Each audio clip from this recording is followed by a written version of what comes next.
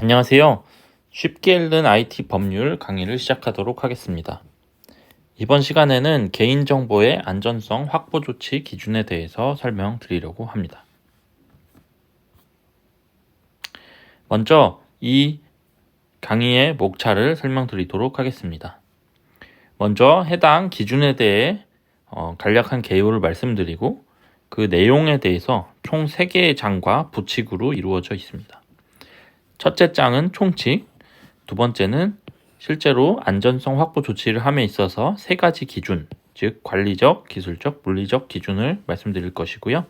마지막으로 공공기관에 한하여 해야 하는 조치에 대해 설명드리도록 하겠습니다.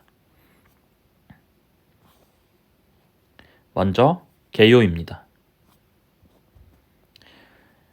개인정보의 안전성 확보 조치 기준은 우리나라의 개인정보보호위원회라는 곳에서 고시로 발령한 내용입니다.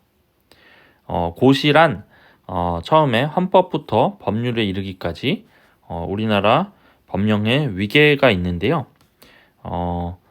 헌법과 법률 그리고 대통령령을 따르는 구체적인 방법으로서의 행정규칙 자치법규가 있습니다. 지금 설명드리는 안전성 조치 기준은 이 5단계에 해당이 됩니다. 한번 예를 들어 볼까요? 헌법에서는 착하게 살아야 한다. 예를 들어서 말씀드린 거예요. 이런 문장이 있을 수 있습니다. 그러면 어떻게 사는 게 과연 착하게 사는 것인가에 대해서 법률로서 입법부가 여러 가지 법률을 만듭니다. 도둑질을 하지 말아야 한다, 살인을 하지 말아야 한다 이런 것들이 있겠죠. 근데 도둑질은 무엇이고 살인은 무엇이고 어떤 경우에 그것을 살인으로 보고 살인으로 보지 않을 것인지에 대한 세부적인 기준이 필요합니다. 그런 것들을 이런 하위, 조약이나 명령에서 정하는 것이고요. 이 행정규칙 같은 경우는 여러 기관들이 그것들을 직접적으로 처리하기 위한 업무 처리 기준을 세부적으로 세울 때 사용하게 됩니다. 지금 설명드리는 개인정보보호위원회 고시에 대해서는 개인정보와 관련된 여러 가지 일에 대해 개인정보를 안전하게 지켜야 한다라는 큰 틀에서 헌법과 법률이 있다라고 하면 대통령령이 있고요. 그 이하 수행해야 되는 것들을 이 고시에서 정하고 있다고 생각하시면 될 것 같습니다. 그러면 가장 먼저 개인정보보호법이 있습니다. 이 개인정보보호법만으로도 굉장히 많은 분량을 차지하고 있어서 그 다음 강의로 또 알려드릴 예정이고요. 우선 오늘 이 고시를 기준으로 할 때는 개인정보보호법의 제29조를 확인하게 됩니다. 이 개인정보보호법 29조에 안전조치 의무라는 항목이 있는데요. 개인정보 처리자는 개인정보가 분실, 도난, 유출, 위조, 변조 또는 훼손되지 아니하도록 내부 관리 계획 수립, 접속 기록 보관 등 여러 가지가 몇 개 더 있다는 이야기죠. 대통령령으로 정하는 바에 따라 안전성 확보에 필요한 기술적, 관리적 및 물리적 조치를 하여야 한다라고 되어 있습니다. 그러면 이 법은 큰 틀을 제시하고 있고 대통령령으로 정하는 바를 따르라고 되어 있습니다. 이것을 시행령이라고 하는데요. 이것과 관련된 시행령을 한번 살펴보겠습니다. 현재 개인정보보호법 시행령에 관해서는 제30조와 제30조의 2에 대해서 알 수 있는데요. 이 30조는 법 29조, 방금 전에 보여드렸죠. 거기에 따라서 다음 각호의 안전성 확보 조치를 해야 한다라고 되어 있고 그를 위해서는 관련된 시스템 구축하는 등 지원을 보호위원회가 할 수 있다. 세부 기준은 보호위원회가 정하여 고시한다. 이것이 바로 지금 설명드리려는 안전성 확보 조치 기준이 됩니다.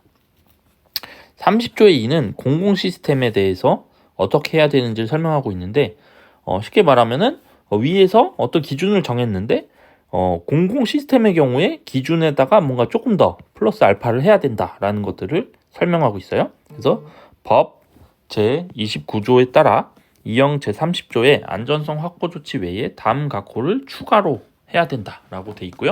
무엇을 해야 되는지를 보호위원회가 정하여 고시하도록 되어 있습니다. 그러면 이 고시에 경우에는 어떻게 진행이 됐냐? 연혁을 보면 20년에 처음에 정해졌다고 되어 있고요.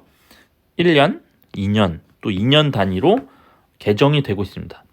이 개정되는 과정을 보면은 뭐 용어를 명확히 하는 경우, 그 다음에 몇 가지 규정을 통합하는 경우가 있고요.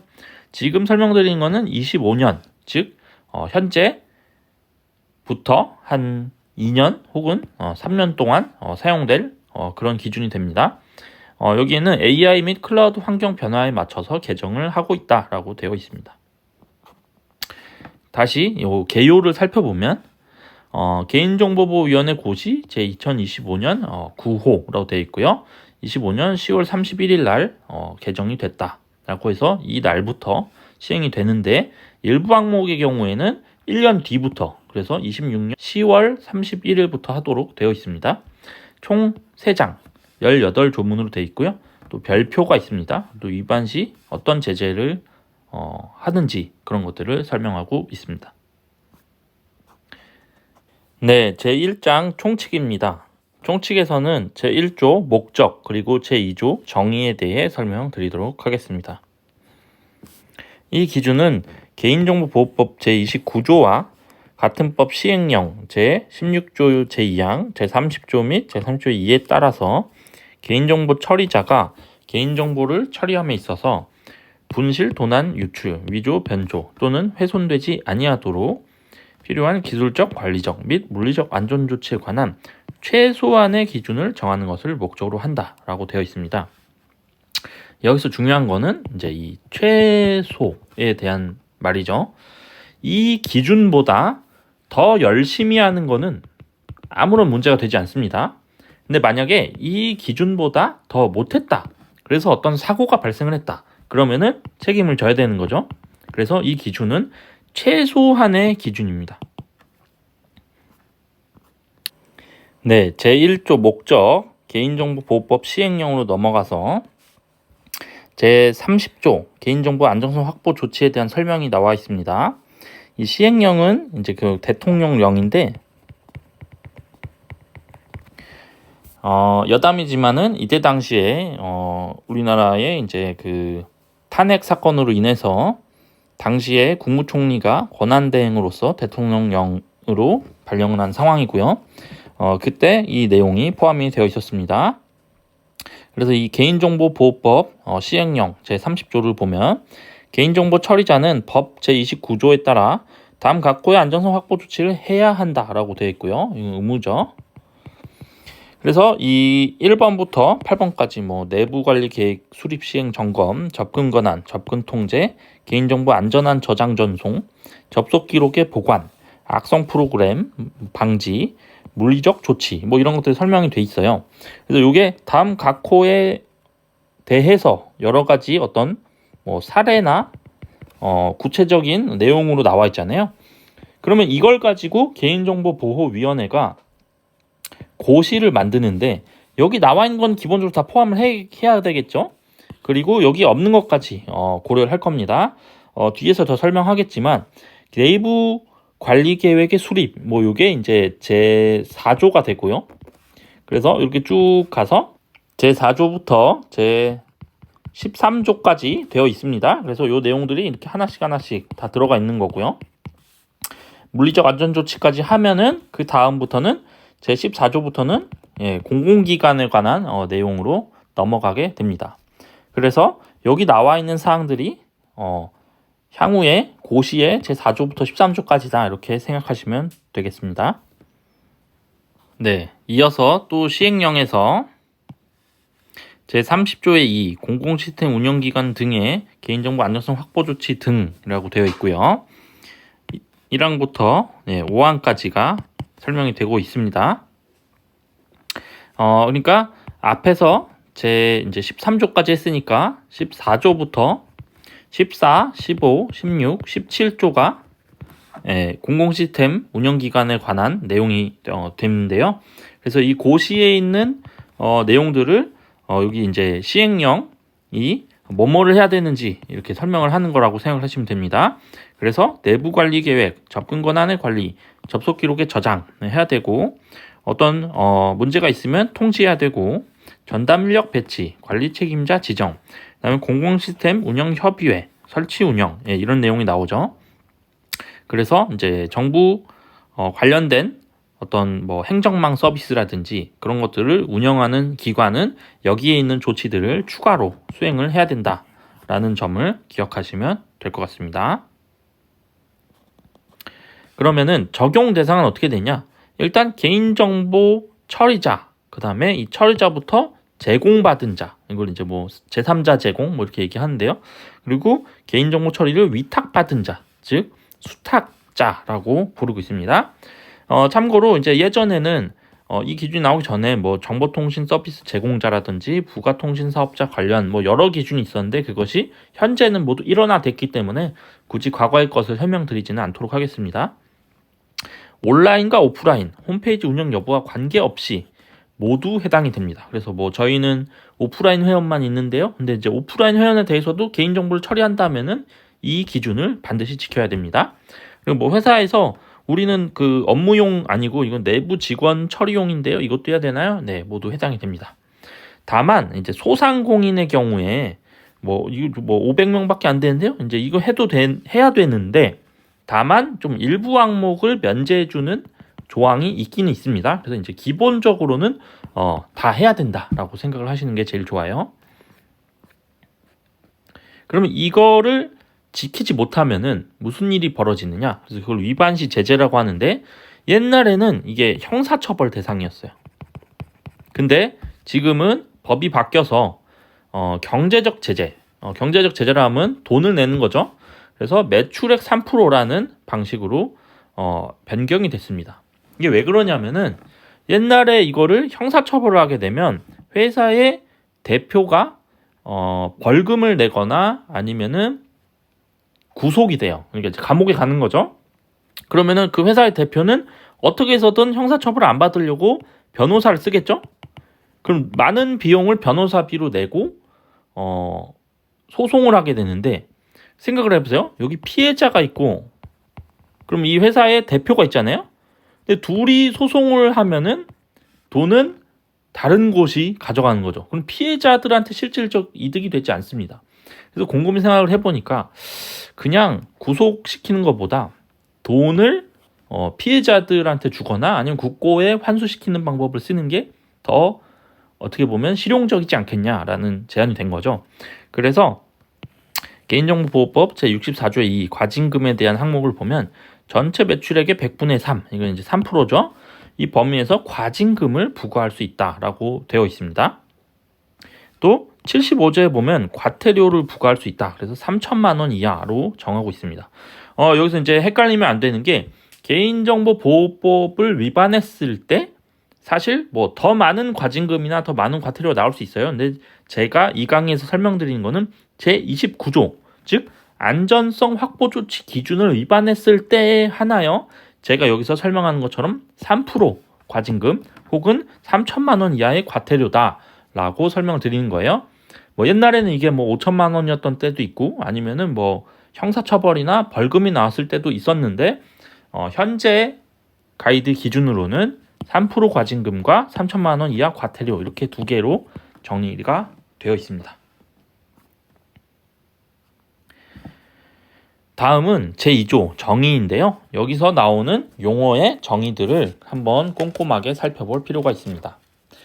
이것들을 사실 제가 뭐 일일이 설명하기에는 굉장히 시간이 오래 소요되기 때문에 중요한 키워드 위주로 언급을 하고 넘어가도록 하겠습니다. 개인정보 처리 시스템, 데이터베이스 등 개인정보를 처리할 수 있는 체계적으로 구성한 시스템을 의미하고 있습니다. 두 번째, 이용자, 정보통신 서비스 제공자가 제공하는 서비스를 이용하는 자라고 되어 있습니다. 세 번째, 접속 기록, 개인정보 처리 시스템 접속 내역을 전자적으로 기록한 것. 여기서 중요한 건 전자적이란 키워드죠. 수기로 한 것은 해당이 되지 않습니다. 네 번째, 정보통신망, 전기통신 설비와 컴퓨터 등을 활용하여 정보를 송수신하는 정보통신 체계로 설명을 하고 있고요. 다섯 번째는 P2P, 서버 없이 정보통신망을 통해 개인과 개인이 직접 연결되어 파일을 공유하는 것을 설명하고 있습니다. 여섯 번째는 공유 설정인데요. 타인이 컴퓨터 파일을 조회, 변경, 복사 등을 할 수 있도록 설정하는 것이죠. 일반적으로 보안 관점에서는 공유 설정을 하지 않기를 권장하고 있습니다. 일곱 번째는 모바일 기기. 무선망을 이용할 수 있는 스마트폰, 태블릿 컴퓨터 등 휴대용 기기를 설명하고 있고요. 이 모바일 기기를 이용해서 요즘 대부분의 또 업무를 수행할 수 있기 때문에 소상공인 경우에 모바일 기기만으로 업무를 할 수도 있어요. 이때 안전성 확보를 어떻게 해야 되는지 고민이 필요한 지점이죠. 여덟 번째, 비밀번호. 정당한 접속 권한을 가진 자임을 인증하기 위해 입력하는 고유의 문자열. 비밀번호에 관해서 조금 뒤에서도 설명하겠지만 과거에는 비밀번호 하나만으로 많은 인증을 적용을 했었는데 요즘은 조금 더 확장된 형태의 투팩터 인증이라든지 OTP 이런 것들을 권장을 하고 있어요. 그래서 비밀번호에 대해서는 뒤에 더 자세히 설명드리도록 하겠습니다. 아홉 번째, 생체 정보. 요즘 아이폰의 페이스 아이디라든지 지문 인식 이런 것들 있죠. 지문, 얼굴 홍채 등 개인의 신체적, 행동적 특징에 관한 정보를 담고 있습니다. 생체 인식 정보. 생체 정보 중에 특정 개인을 인증 또는 식별할 목적으로 처리되는 정보가 있죠. 11번째, 인증 정보. 접속을 요청하는 자의 신원을 검증하는 데 사용되는 정보가 되겠습니다. 12번째, 내부망. 저희 망분리라는 말을 많이 들어보셨을 텐데요. 내부에서만 사용하는 망입니다. 그러니까 인터넷망이 차단된 상태로 인터넷 구간에서의 접근이 통제되는 구간이고 저희는 어떤 경우에 내부망을 꼭 처리를 해야 되는지 이런 것들을 기준에서 정하고 있습니다. 위험도 분석. 개인정보 유출 위험 요소를 식별, 평가하고 통제 방안을 종합적으로 분석하는 것입니다. 안전성 확보 조치 기준에 보면 어떤 조치를 해야 한다라는 것들이 명시가 돼 있어요. 근데 일부 상황의 경우에 위험도 분석을 수행한 다음에 거기에 따라서 좀 안 해도 되겠다 싶은 경우에 대해서는 면제를 해주는 그런 설명이 있습니다. 중요한 거는 위험도 분석을 잘 해야 된다는 거죠. 요거를 만약에 잘못해가지고 해야 될 조치를 안 했다? 그러면은 그에 따른 책임이 따르게 됩니다. 14번째, 보조 저장 매체. 시스템과 연결, 분리할 수 있는 이동형 저장 매체, USB 외장하드 등을 설명하고 있습니다. 네, 이제 제2장 구체적인 내용들을 살펴보도록 하겠습니다. 개인정보의 안전성 확보 조치. 그래서 처음에는 안전조치 적용 원칙이 있고요. 그 다음에 관리적, 기술적, 물리적 조치들이 순차적으로 다루게 될 것입니다. 제3조 안전조치 적용 원칙입니다. 개인정보 처리자는 처리하는 개인정보의 보유 수, 유형 및 정보주체에 미치는 영향 등을 고려해서 스스로의 환경에 맞는 개인정보의 안전성 확보에 필요한 조치를 적용하여야 한다. 네, 의무사항입니다. 중요한 게 일부 사항의 경우에 수에 따라 조치 기준이 다릅니다. 예를 들면 1만 명 미만, 5만 명 이상, 10만 명 이상, 100만 명 이상 이렇게 정의가 되어 있고요. 또 기관의 유형에 따라 조치가 다릅니다. 보통 이렇게 대기업, 중견기업, 공공기관을 하나로 묶고 있고요. 그 다음에 중소기업과 단체를 구분하고 있습니다. 그러니까 어떤 경우에 대기업은 어떤 걸 더 해야 된다, 혹은 중소기업은 어디까지를 해야 된다, 이런 것들이 정해져 있을 수 있고요. 스스로 적용해야 된다라고 돼 있습니다. 그러니까 모든 기준을 획일적으로 강제로 준수해라 이런 게 아니라 자신의 환경을 분석해서 능동적 조치 수준을 결정할 수 있습니다. 이제 만약에 이걸 위험도 분석을 해가지고 우리는 이것까지는 안 해도 되겠는데 이런 판단이 나올 수 있겠죠. 근데 또 혹시나 이런 분석을 잘못해가지고 해야 되는 거를 안 하는 실수가 있을 수 있습니다. 그랬을 때 거기에 상응하는 책임이 따를 수 있습니다. 그래서 법적 최저 베이스라인을 지켜야 된다. 그래서 가장 낮은 단계의 안전장치고요. 요거는 반드시 준수해야 되는 사항입니다. 이것보다 더 열심히 한다? 네, 그것은 얼마든지 권장되고 자율적으로 하실 수 있습니다. 이제 구체적으로 관리적 조치와 기술적 조치, 물리적 조치 요 세 가지를 하게 되는데요. 구분을 하자면은 제4조부터 제13조 진행을 하게 되고 이렇게 뭐 관리적 조치 2개, 기술적 조치 4개, 물리적 조치 4개로 구분을 할 수 있습니다.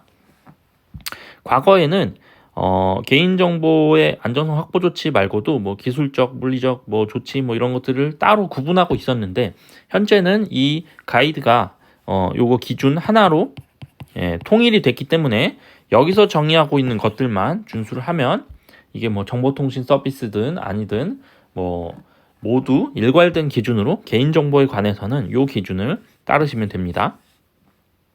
그러면은 이제 이 4조부터 13조에 이르기까지 하나씩 자세히 설명을 진행하도록 하겠습니다. 네, 관리적 조치의 첫 번째 항목 제4조 내부 관리 계획의 수립, 시행 및 점검입니다. 개인정보 처리자는 개인정보의 분실, 도난, 유출, 위조, 변조 또는 훼손되지 아니하도록 내부 의사결정 절차를 통해서 다음 각 호의 사항, 이거는 뒷페이지에 있습니다. 내부 관리 계획을 수립 및 시행해야 한다 라고 되어 있습니다. 뒷페이지를 먼저 보고 올게요. 다음 각 호의 사항은 여기 1번부터 18번까지 있습니다. 굉장히 많죠. 개인정보보호 조직 구성 및 운영에 관한 사항, 개인정보보호 책임자, CPO라고 하죠. 그 다음에 이제 역할 및 책임에 대한 사항, 관리감독, 교육, 그 다음에 접근 권한 관리, 접근 통제, 암호화 조치, 접속 기록 보관 및 점검, 악성 프로그램 등 방지, 취약점 점검, 물리적 안전 조치, 출력 복사 조치, 개인정보의 파기, 유출 사고 대응 계획 수립, 시행, 위험 분석 및 관리, 위탁자의 경우에 수탁자에 관한 관리 감독, 그 다음에 내부 관리 계획의 수립 변경 및 승인에 관한 사항, 그 밖에 필요한 사항 이렇게 정의를 하고 있습니다. 일단 내부 관리 계획은 조직 전체를 대상으로 해야 되고요. 개인정보 안전성 확보 조치에 관한 사항을 모두 포함해야 됩니다. 그러니까 여기 있는 내용들이 포함이 돼야 된다라는 거고요. 이 기준에서 정하는 내용만을 하는 게 아니라 스스로 환경에 맞게 여기 보죠. 그 밖의 사항, 그러니까 나한테 맞는 것들을 스스로 고민을 해서 구체적으로 수립을 해야 됩니다. 그래서 이제 이 내부 관리 계획, 이 문서에 대해서는 내부 관리 계획이라는 이름을 가급적 사용하되 만약에 어떤 이름을 다른 걸 쓰더라도 하여튼 요거에 해당한 내용이 모두 포함된 어떤 행동을 해야 되는 거죠. 중요한 거는 이게 그 승인을 받고 뭐 이런 것들이 절차가 있어요. 그래서 회사에서 어떤 계획을 세웠을 때 이제 사업주 또는 대표자에게 내부 결재를 해서 승인을 받아야 되고요. 이거를 뭐 사내 게시판이라든지 교육 등의 방법으로 그 직원들한테 알려줘야 됩니다. 그리고 이거를 이제 변경함에 있어서 이게 이제 시간이 지나면은 좀 업데이트가 필요하잖아요. 그런 것들을 가능하면 주기적으로 가능한 빨리 변경, 업데이트를 해서 계속 관리를 해야 합니다. 여기 보면 다만 1만 명 미만의 정보 주체에 관하여는 소상공인 개인 단체의 경우에는 생략을 할 수 있다라고 되어 있습니다. 기준이 1만 명으로 되어 있기 때문에 뭐 5만 명, 10만 명 이런 경우에는 소상공인이나 개인이더라도 해야 합니다. 여기서는 이제 1만 명 미만의 정보 주체에 관한 개인정보를 처리하는 경우, 소상공인 개인 단체의 경우에 생략할 수 있다라고 되어 있습니다. 개인정보 처리자는 교육 목적 및 대상 내용 일정 방법을 정해서 책임자 및 취급자를 대상으로 차등화해서 교육을 정기적으로 해야 되고요. 그 다음에 즉시 변경을 반영해서 내부 관리 계획을 수정하고 시행하고 그 이력을 관리해야 된다. 그 다음에 개인정보 보호 책임자에 대해서는 접근 권한 관리, 접속 기록 보관 및 점검, 암호화 조치 등 이행 실태 점검에 대해 연 1회 점검 관리 해야 된다라고 되어 있습니다. 여기 나온 사항들을 꼭 수립, 시행을 해야 되고요. 단 1만 명 미만의 소상공인 개인 단체는 수립이 생략 가능하다라고 기억을 하시면 될 것 같습니다. 네, 다음 관리적 조치는 제5조 접근 권한의 관리입니다. 개인정보 처리자는 개인정보 처리 시스템에 대한 접근 권한을 업무 수행에 필요한 최소한의 범위로 차등 부여하여야 한다라고 되어 있습니다. 이거는 이제 업무 수행에 필요한 최소한의 범위로 차등 부여하도록 되어 있고요. 업무가 뭐 변경된 경우 지체 없이란 이제 즉시를 의미하죠. 개인정보 처리 시스템의 접근 권한을 변경 또는 말소하여야 합니다. 그 다음에 권한 부여, 변경, 말소에 관한 내역, 그러니까 이제 위에서 한 내역을 기록을 해야 되고요. 그 기록을 최소 3년 보관하여야 합니다. 개인정보 처리자는 개인정보 처리 시스템에 접근할 수 있는 계정을 발급하는 경우 정당한 사유가 없는 한 개인정보 취급자별로 계정을 발급하고 다른 개인정보 취급자와 공유되지 않도록 하여야 한다. 만약에 계정을 하나를 만들어서 여러 명이 공유를 한다라고 했을 때 누가 어떤 악의적인 행동을 하거나 실수가 있었을 때 추적이 어렵습니다. 왜냐면은 다 똑같은 계정을 했기 때문에 이 계정을 쓴 사람이 너야 혹은 너야를 알 수가 없죠. 그래서 공유는 금지되어야 합니다. 개인정보 처리자는 개인정보 취급자 또는 정보 주체의 인증 수단을 안전하게 적용하고 관리를 해야 합니다. 여기서 이제 인증 수단이라고 했을 때 뭐 이중 인증 있죠. 투팩터 어덴티케이션 같은 거. 그래서 아이디 패스워드 로그인 할 때 뭐 본인 인증을 통해서 뭐 휴대폰 번호, 주민등록번호 뭐 이런 것들을 확인을 할 수가 있고요. 여섯 번째, 정당한 권한을 가진 자만이 시스템에 접근할 수 있도록 해야 하고 또 일정 횟수 이상 인증에 실패한 경우 접근을 제한한다. 이거는 이제 일정 횟수, 만약에 뭐 5번을 정해가지고 누가 틀렸다 그러면은 접근 제한을 하거나 아니면은 시간을 뭐 늘린다거나 이런 방식을 써서 조치를 취해야 합니다. 그래야 사고가 발생할 가능성을 줄일 수 있고요. 여기서 이제 중요한 게 그 개인정보 취급자에게만 필요 최소한으로 해야 됩니다. 권한을 많이 주는 게 좋은 게 아니고요. 최소한으로 차등 부여해야 된다. 이것들을 꼭 기억하셔야 되고요. 또 접근 권한의 부여, 변경, 말소에 대한 내용을 기록하고 3년 보관해야 된다. 이런 것들을 좀 기억하시면 좋을 것 같습니다.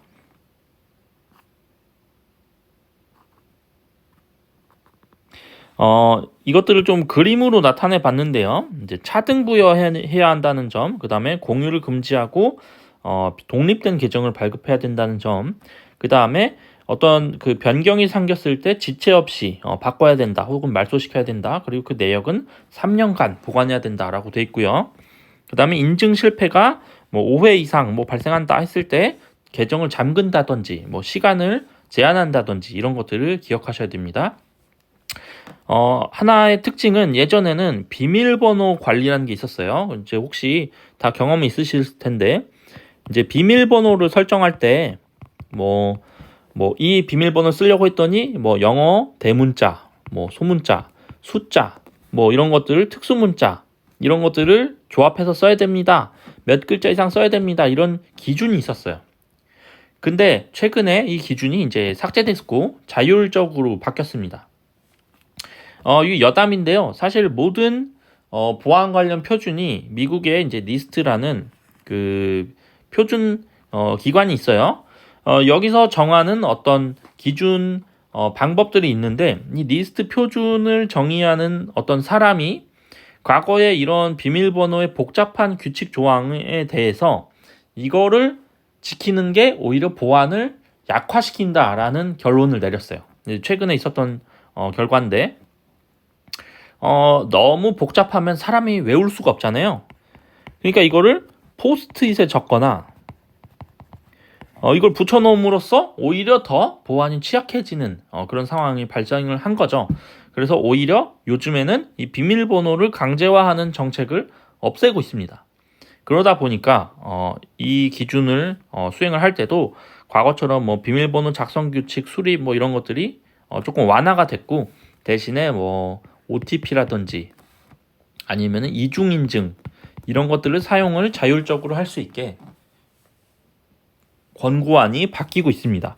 그래서 현재는 요것보다는 이제 비밀번호를 대체할 수 있는 다른 것들도 제공을 해야 된다. 이렇게 기억을 하시면 좋을 것 같습니다. 네, 이어서 제6조 접근 통제입니다. 접근 통제는 개인정보 처리 시스템 및 개인정보가 저장된 시스템에 대하여 접근을 제한하고 보호하는 활동을 의미하죠. 그래서 여기 보면 개인정보 처리자는 정보통신망을 통한 불법적인 접근 및 침해 사고 방지를 위해 다음 각호의 안전 조치를 하여야 한다라고 되어 있습니다. 여기 다음 각호가 뭐냐? 개인정보 처리 시스템에 대한 접속 권한을 인터넷 프로토콜 주소 등으로 제한하여 인가받지 않은 접근을 제한하는 거고요. 두 번째로는 마찬가지로 이 접속한 IP 주소를 분석해서 유출 시도 탐지를 하고 대응을 할 수 있어야 한다라는 점입니다. 두 번째로는 정당한 접근 권한을 가진 자가 정보통신망을 통해 외부에서 접속하려는 경우 인증서 보안 토큰, 일회용 비밀번호 등 안전한 인증 수단을 적용해야 한다. 다만 이용자가 아닌 정보 주체의 개인정보를 처리하는 경우에 가상사설망 등 안전한 접속 수단 또는 안전한 인증 수단을 적용할 수 있다. 이 문장이 좀 복잡한데요. 쉽게 말하면은 안전한 인증 수단을 쓰는 게 디폴트인데 만약에 이용자가 아닌 그냥 정보 주체인 경우에 인증 수단 또는 접속 수단, 안전한 접속 수단, VPN이라고 하죠. 요거를 사용할 수도 있다라는 점이죠. 세 번째는 인터넷 홈페이지, P2P, 공유 설정 등을 통하여 권한이 없는 자에게 공개되거나 유출되지 않도록 시스템, 컴퓨터, 모바일 기기에 조치를 하여야 한다. 네 번째, 불법적인 접근 및 침해 사고를 방지하기 위하여 일정 시간 이상 업무 처리를 하지 않는 경우 자동으로 차단. 이거 세션 타임아웃 같은 거죠. 세션 타임아웃을 통해서 차단을 해야 된다. 다섯 번째, 모바일 기기 업무용으로 쓰고 있을 경우에 분실 및 도난 등으로 유출되지 않도록 비밀번호 설정 등의 보호 조치를 하여야 한다. 다시 요약하면 권한을 부여해서 안전한 인증 수단 쓰도록 해야 되고 유출 사고에 대해서 관리를 해야 되고 그 다음에 자동 로그아웃, 세션 타임아웃이죠. 그 다음에 모바일 기기에 관한 보완해야 되고 그런 것들을 이제 조치를 취해야 됩니다. 그래서 이런 것들을 좀 요약을 해보면은 접근 통제 관련해서는 IP, 포트, 맥 어드레스 등으로 접속 권한을 제한을 해야 되고요. 그 다음에 이런 것들을 좀 보완적으로 돕기 위한 방화벽, 침입 탐지 시스템, 침입 차단 시스템, 웹 방화벽, 그 다음 네트워크, ACL 등이 있습니다. 그리고 안전한 접속 수단으로는 IPsec, SSL이 적용된 가상 사설망 VPN 또는 정령선 사용이 권장되고요. 안전한 인증 수단이라고 했을 때는 PKI 인증서, OTP, 보안 토큰 등이 예시로 들어줄 수 있습니다. 그리고 디바이스나 세션에 관해서는 홈페이지, P2P, 공유 설정 등이 안전하게 관리되어야 하고요. 그래서 이런 유출 사고가 발생하지 않도록 해야 됩니다. 자동 로그아웃, 일정 시간, 10분, 60분 이렇게 설정을 해서 업무를 사용하지 않는 것처럼 보여질 때 타임아웃을 시켜야 합니다. 그리고 모바일 기기에 관해서 분실 도난 대비 비밀번호 설정 등의 보호 조치를 적용을 해야 됩니다. 네, 6조의 2인데요. 원래는 이 6조 안에 이게 이제 포함이 되어 있던 것이 이제 밖으로 빠져나와서 이번에 개정되면서 6조의 2 인터넷망의 차단 조치 등이 별도로 독립이 돼서 나왔습니다. 이거는 쉽게 말하면 이제 망분리라는 이름으로 기존에 수행하고 있던 내용인데요. 이 망분리 같은 경우는 그 전년도 말 기준 직전 3개월. 이게 이제 뭘 말하냐면은 지금 2026년이잖아요. 그러면은 전년도는 25년이 됩니다. 그래서 그 말 기준 직전 3개월이면은 10월, 11월, 12월을 뜻하죠. 그래서 1일 이용자 수에 대해서 요 세 달을 합치면은 92일이 됩니다. 그래서 요 총합을 92로 나누면은 1일 평균 이용자를 확인할 수 있고요. 그 평균 이용자가 만약에 100만 명이 넘는다라고 하면은 인터넷망 차단 조치를 해야 됩니다. 그래서 이 다음 각 호에 해당하는 개인정보 취급자의 컴퓨터 등에 대해 해야 되는데 어떤 거냐? 이 시스템에 대한 접근 권한을 설정할 수 있는 개인정보 취급자, 또한 개인정보 처리 시스템에서 개인정보를 다운로드 또는 파기할 수 있는 개인정보 취급자라면 인터넷망 차단 조치, 즉 망분리를 해야 합니다.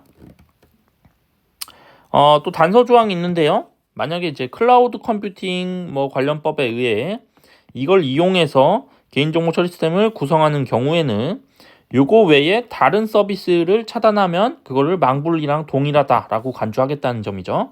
그래서 딱 그 서비스 외에는 다른 접속을 모두 차단했다면은 망분리를 했다라고 보는 거예요.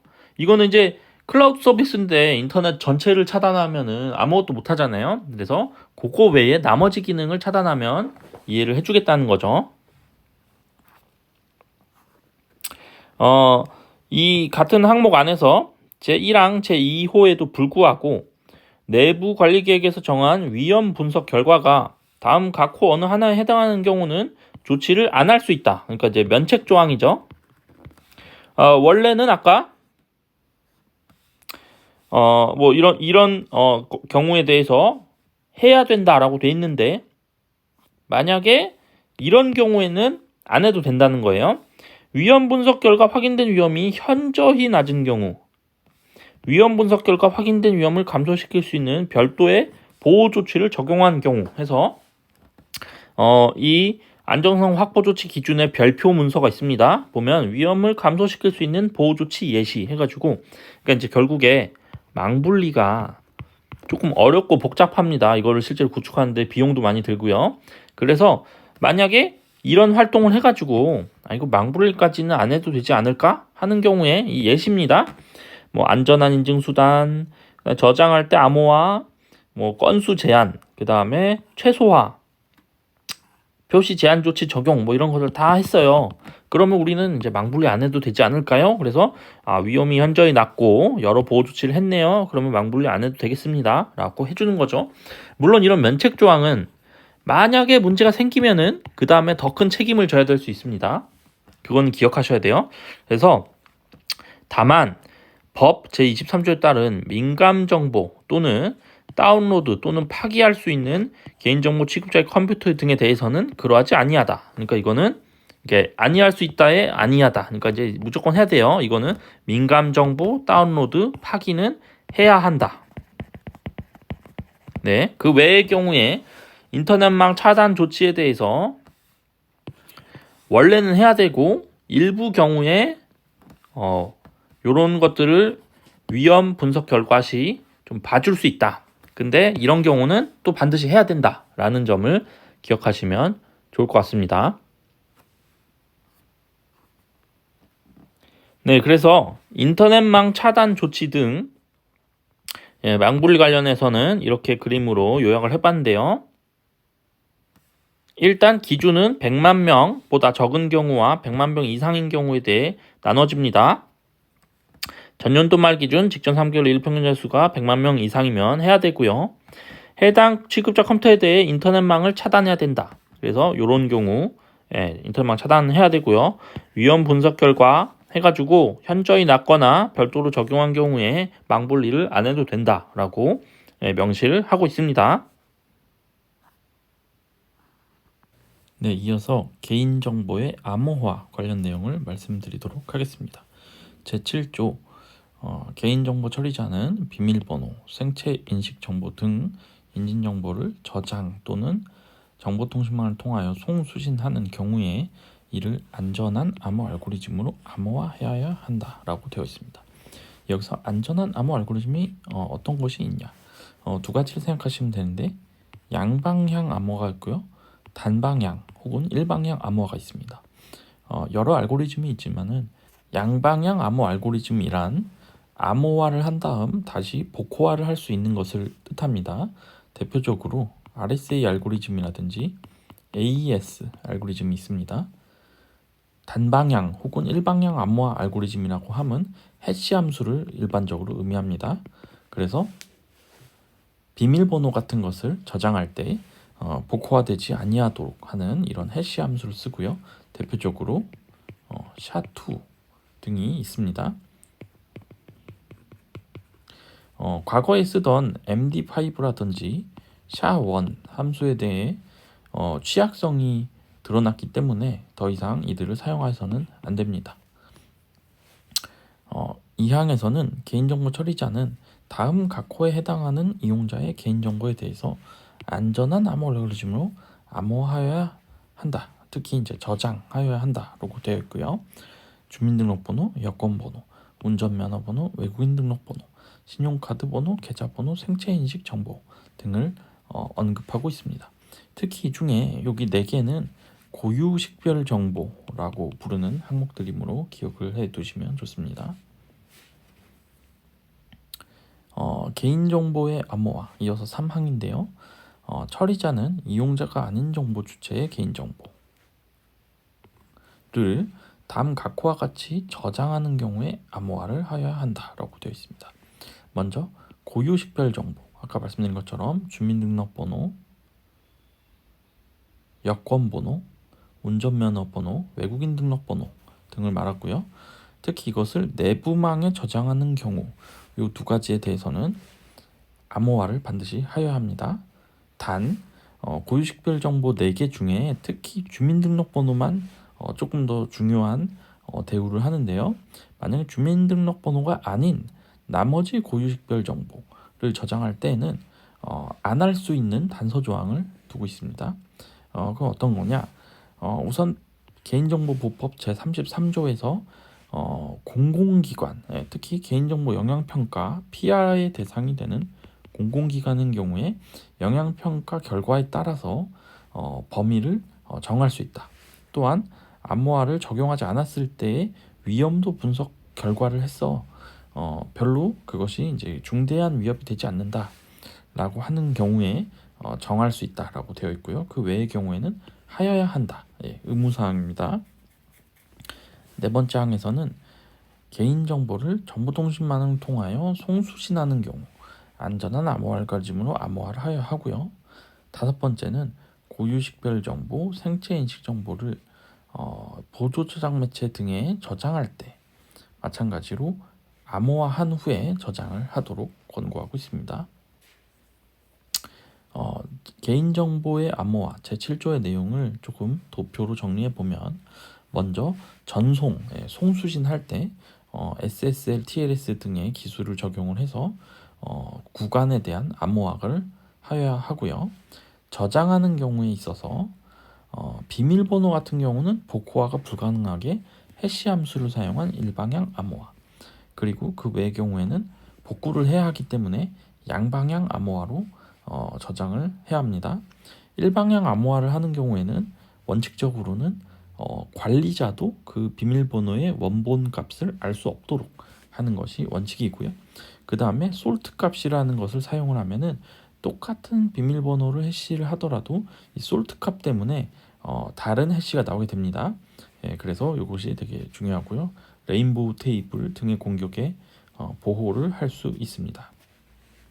환경별로 고유식별 정보 저장할 때는 암호화 반드시 하여야 하고요.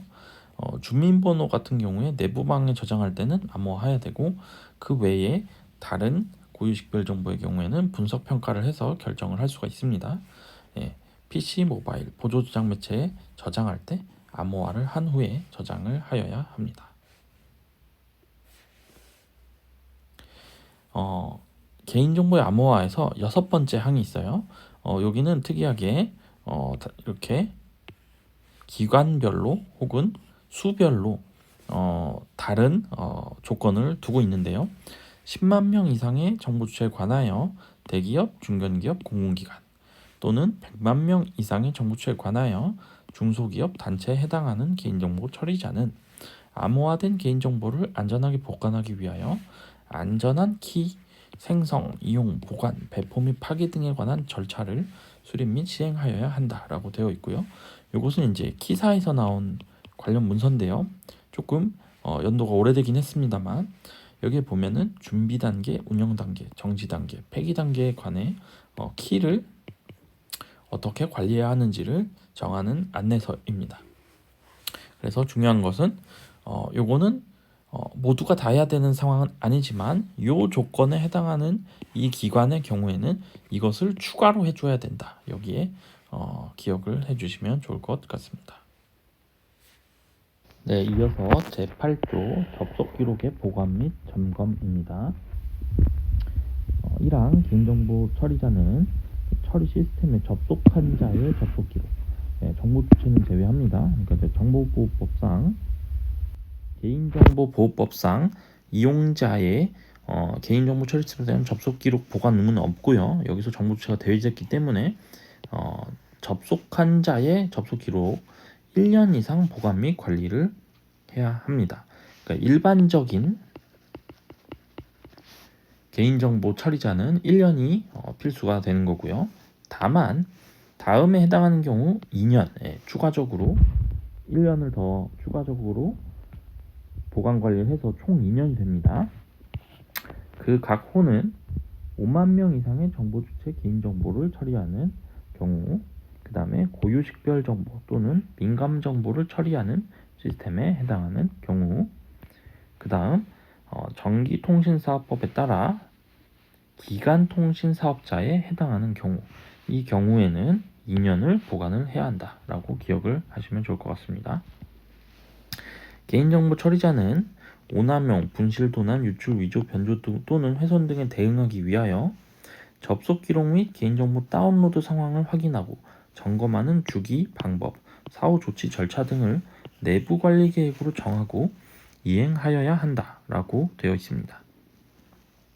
그렇기 때문에 여기서 수행 업무 같은 경우는 개인정보 취급자가 개인정보 처리 시스템을 이용해서 개인정보를 뭐를 처리했는지, 어떻게 처리했는지를 알 수 있는 정보를 말하고요. 그 다음에 이런 다운로드 상황 같은 것을 기반으로 이 사람이 뭐 대량으로 뭔가 다운받았나, 뭐 데이터베이스를 뭐 DB 쿼리를 해서 찾아보았나, 이런 것들을 확인할 수 있는 방법이 필요하고, 그것이 반드시 내부 관리 계획에 포함이 되어 있어야 합니다. 개인정보 처리자는 접속 기록이 위변조 및 도난, 분실되지 않도록 접속 기록을 안전하게 보관하기 위한 조치를 하여야 한다. 뭐 예를 들면은 이 접속 기록을 2중, 3중으로 백업을 하는 게 필요할 수 있고요. 뭐 CD라든지 하드디스크, 자기 테이프, 뭐 이런 별도의 그 디스크에다가 보관 관리를 할 수가 있습니다. 뭐 보조 저장 매체 등을 기억하시면 좋을 것 같고요.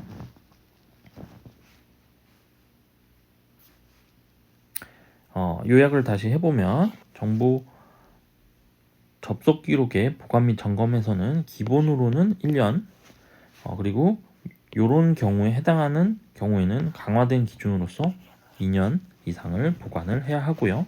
그 다음에 이런 것들을 관리하는 방법을 반드시 내부 관리 계획에 포함을 해서 지켜야 합니다.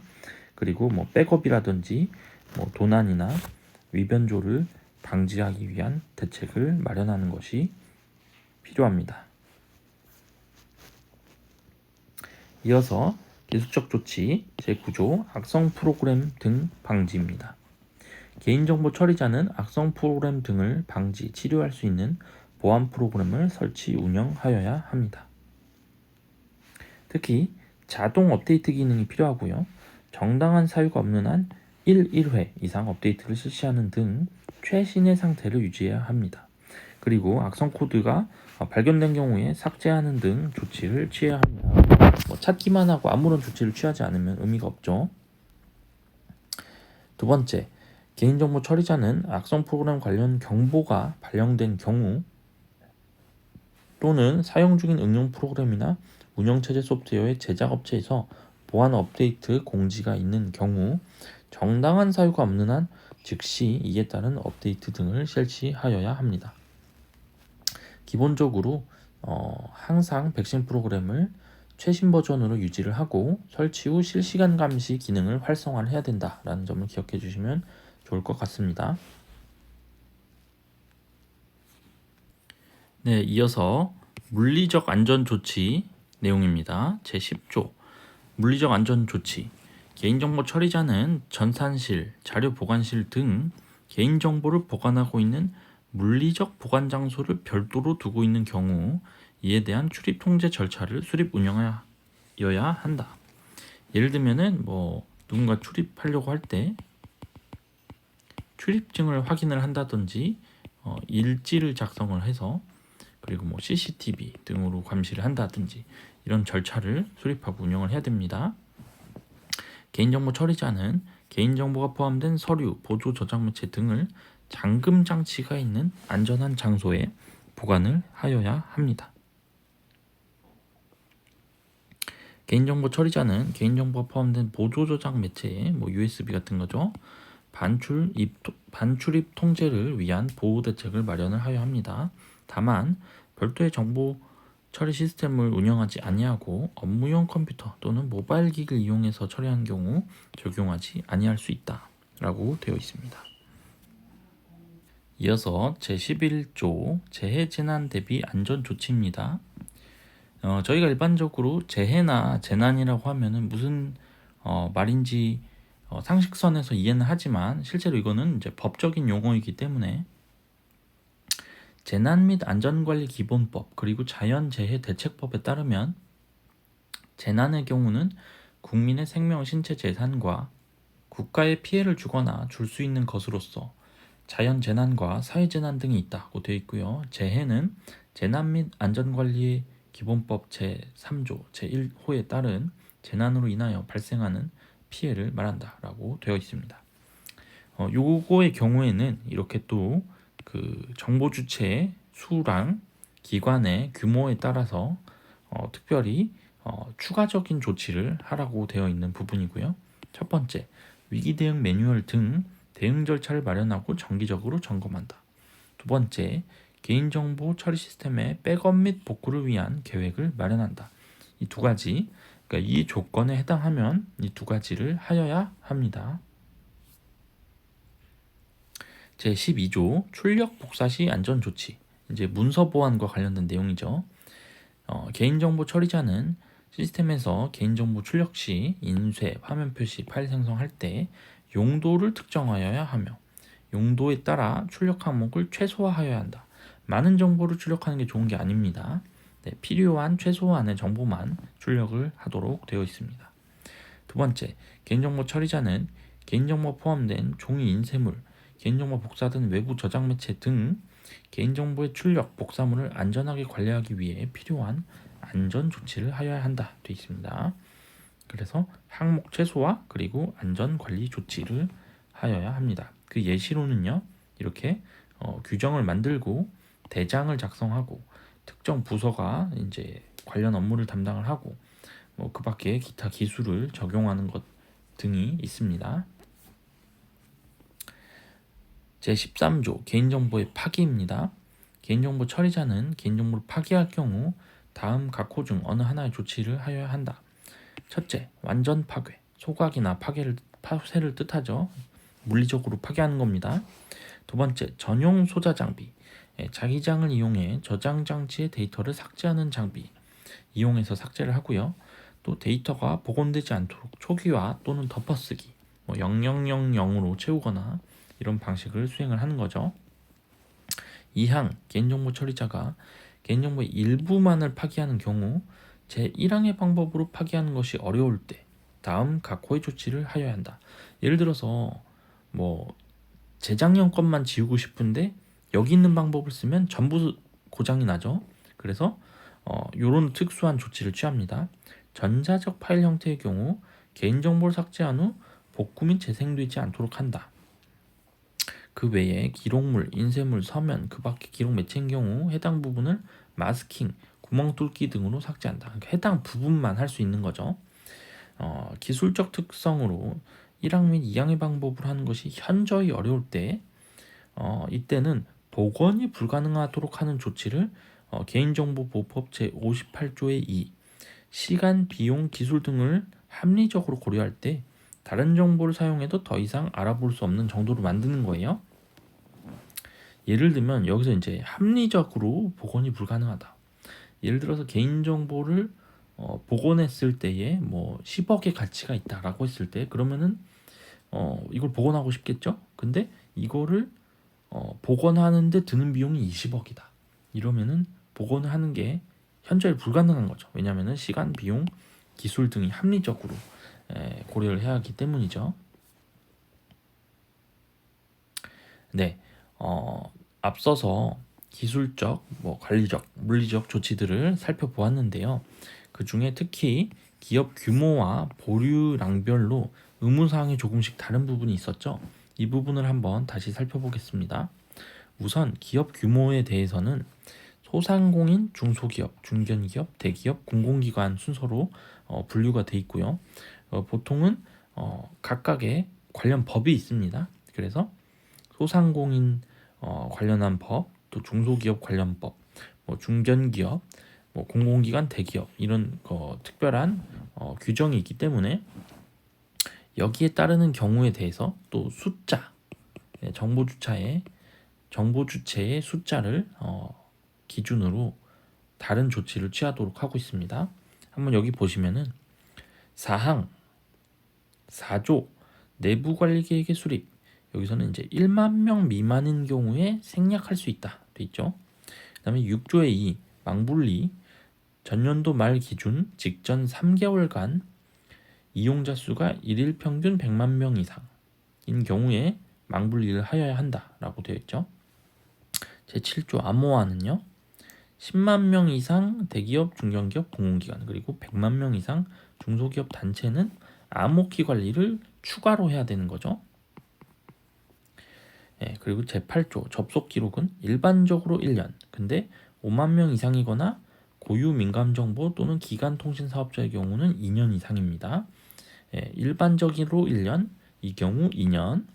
그리고 제11조 재해재난대책은 마찬가지로 10만 명 이상 대기업, 중견기업, 공공기관, 100만 명 이상 중소기업 단체에 해당하는 경우에는 위기 대응 매뉴얼 등 대응 절차랑 백업 및 복구 계획을 추가로 마련을 해야 됩니다. 네, 이제 3장입니다. 공공 시스템 운영기관 등의 확보 조치입니다. 이 공공 시스템이라는 것이 이제 결국에는 어떤 공공기관이나 어떤 행정기관 이런 데서 운영을 하는 경우에는 특별히 안전성 확보 조치를 조금 더 강화해서 해야 된다라는 점을 강조하고 있습니다. 이 특례에 관해서는 이렇게 4가지 조항이 있어요. 14, 15, 16, 17이고요. 안전조치 기준을 적용해야 되고 내부관리계획의 수립 시행, 작품 권한의 관리, 접속 기록의 보관 및 점검을 추가적으로 더 디테일하게 해야 된다라는 점이죠. 하나씩 살펴보도록 하겠습니다. 제14조입니다. 공공 시스템 운영 기관의 안전조치 기준을 적용할 때 개인정보 보호위원회가 지정하는 개인정보 처리 시스템이라는 게 있습니다. 그 시스템을 한번 보면요. 이게 이제 개인정보보호위원회가 공개한 현재 목록인데요. 387개를 지정을 했습니다. 여기 보면은 여기 1번부터 총 6페이지 정도 되는데요. 이제 128번까지 있죠. 그러니까 이제 128종에 대해서 총 387개의 공공 시스템을 정하고 있습니다. 그래서 이 개인정보보호위원회가 지정하는 이 시스템을 운영하는 기관은 이런 것들을 해야 합니다. 앞서서 2장에서 이미 개인정보의 안전성 확보 조치를 언급을 했는데 그 외에 플러스로 3장의 조치를 더 해야 된다는 얘기죠. 그러면은 이제 어떤 기관이냐? 일단 2개 이상 기관 공통 또는 유사한 업무를 지원하기 위하여 단일 시스템을 구축하여 단일 접속 시스템인데 이 경우죠. 어느 하나 이상에 해당하는 경우인데요. 100만 명 이상의 정보 주체에 관한 개인정보를 처리한 시스템. 그 다음에 개인정보 취급자의 수가 200명 이상인 시스템. 그 다음에 사생활을 현저히 침해할 우려가 있는 민감한 개인정보를 처리하는 시스템입니다. 또한 두 번째, 2개 이상 기관의 공통 또는 유사한 업무를 지원하기 위하여 표준이 되는 시스템을 개발하여 배포한 표준 배포 시스템으로서 대국민 서비스를 위한 행정 업무 또는 민원 업무 처리용으로 사용하는 경우, 이 경우도 해당이 되고요. 또 세 번째, 기관의 고유한 업무를 수행하기 위해서 기관별로 운영하는 시스템으로서 100만 명 이상 또 200명 이상, 그 다음에 주민등록법에 따른 주민등록 정보 시스템과 연계하여 운영되는 시스템, 총 사업비가 100억 원 이상인 시스템, 이 경우도 해당이 되고요. 2항 제1항에도 불구하고 보호위원회는 다음 각호에 해당한 경우에 공공 시스템으로 지정하지 않을 수도 있습니다. 이거는 보호위원회가 지정하는 거죠. 그래서 체계적인 개인정보 검색이 어렵거나 내부적 업무 처리만을 위하여 사용되거나 상대적으로 유출 가능성이 낮은 경우로서 보호위원회가 인정하는 경우, 이 경우에는 예외를 해줍니다. 근데 이거는 아무나 해주는 게 아니고 보호위원회가 지정을 하는 겁니다. 제15조는요. 내부관리계획의 수립 시행에 관해서 특별히 꼭 포함해야 되는 사항을 언급하고 있습니다. 먼저 대통령령 제30조의 2, 제4항에 따른 관리 책임자의 지정을 꼭 해야 된다 돼 있죠. 여기 보면은 공공 시스템별로 관리하는 부서의 장을 관리 책임자로 지정해야 한다 돼 있고요. 그럼 부서가 없으면 관련 부서의 장 중에서 지정을 해야 합니다. 그래서 관리 책임자의 역할 및 책임, 그 다음에 개인정보 취급자의 역할 및 책임, 그 다음에 개인정보 취급자에 대한 관리 감독 및 교육, 접근 권한의 관리, 접근 통제, 접속 기록 보관 및 점검에 관한 사항이 요 사항이고요. 그 다음에 이어지는 16조와 17조가 있습니다. 이어서 16조 설명해 드리면 16조 공공시스템 운영기관의 접근 권한의 관리입니다. 이 접근 권한의 관리에 대해서는 앞서서 5조에서 한번 말씀드렸죠. 그래서 이 권한의 부여, 변경, 말소에 대한 내역을 기록하고 그 내역을 최소 3년 보관을 해야 합니다. 그 다음에 계정을 발급하는 경우에 개인정보 취급자별로 계정을 발급하고 공유되지 않도록 해야 된다라고 앞서서 말씀을 드렸어요.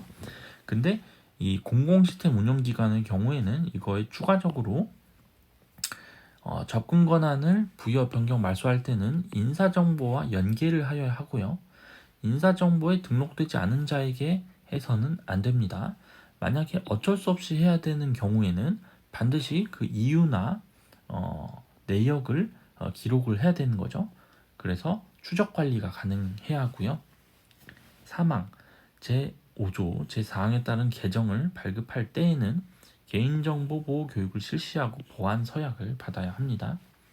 4항 그 다음에 이 변경 내역, 말소 내역 등을 반기별 1회 이상 점검을 해야 하고요. 5항 계정 발급 등 접근 권한의 부여 관리를 직접 하는 경우 이러한 조치를 다 따라야 한다라고 되어 있습니다. 제17조 공공시스템 운영기관의 접속 기록의 보관 및 점검, 요거 내용에 대해서는 자동화된 방식으로 분석을 해서 이러한 오용 및 남용 시도를 탐지를 하고 그 사유를 소명하도록 하는 등 필요한 조치를 해야 한다. 탐지만 하고 가만히 두면 안 되죠. 이러한 필요한 조치까지 취하는 것이 반드시 요구되고요. 2항 공공시스템 운영기관은 공공시스템 이용기관이 소관 개인정보 취급자의 접속 기록을 직접 점검할 수 있는 기능 제공을 해야 합니다. 예를 들어서 이상한 행위죠. 공휴일 업무 시간 외에 개인정보를 열람하거나 다운로드를 했다. 뭐 그랬을 때 IP 주소라든지 다운로드를 엄청 많이 한 취급자가 있다면은 그런 것들을 이상한데 하고 탐지할 수 있어야 하고 그에 따른 조치를 취해야 한다고 되어 있습니다. 네, 안전성 확보 조치 기준의 부칙입니다. 부칙은 제가 임의로 분류를 했는데요. 제 18조는 재검토 기한, 그 다음에 이제 실제로 부칙이 나오고 유예 기간에 대해 설명드리도록 하겠습니다. 일단 제 18조를 보면요, 이 재검토 기한을 언급하고 있어요. 그래서 개인정보보호위원회가 이제 소관 부서인데 여기서 이 고시에 대해서 2023년 9월 15일을 기준으로 매 3년이 되는 시점에 그 타당성을 검토하여 개선 등의 조치를 하여야 한다라고 되어 있죠. 그래서 실제로 2, 3년을 주기로 이 안전성 확보 조치 기준이 업그레이드 되고 있습니다. 또한 이제 시행 유예 항목이 있어서 소개를 드리려고 합니다. 먼저 이 고시는 발령한 날부터 시행한다 돼 있고요. 25년 10월 31일에 발령이 되었습니다. 다만 제4조 제1항 제12호 출력 복사 시 안전조치에 관한 사항 및 제13호 개인정보 파기에 관한 사항, 제5조 제1항 접근 권한 차등 부여 및 제6항 실패한 인증 시도 횟수 제한, 제6호 제2항 안전한 인증수단 적용, 제8호 제1항 접속기록 보관 및 제2항 접속기록 점검은 발령한 날의 1년 후부터 시행하도록 유예를 언급을 하고 있습니다. 그러면은 1년 뒤니까 26년 10월 31일 이후부터 적용이 되는 사항들입니다. 물론 미리 하는 것이 당연히 좋습니다. 하지만 이제 의무사항의 경우에 요 시점을 기준으로 의무사항이 늘어난다라는 것을 기억해 주시면 좋을 것 같습니다. 이상으로 개인정보의 안전성 확보 조치 기준에 대한 강의를 마치도록 하겠습니다. 감사합니다.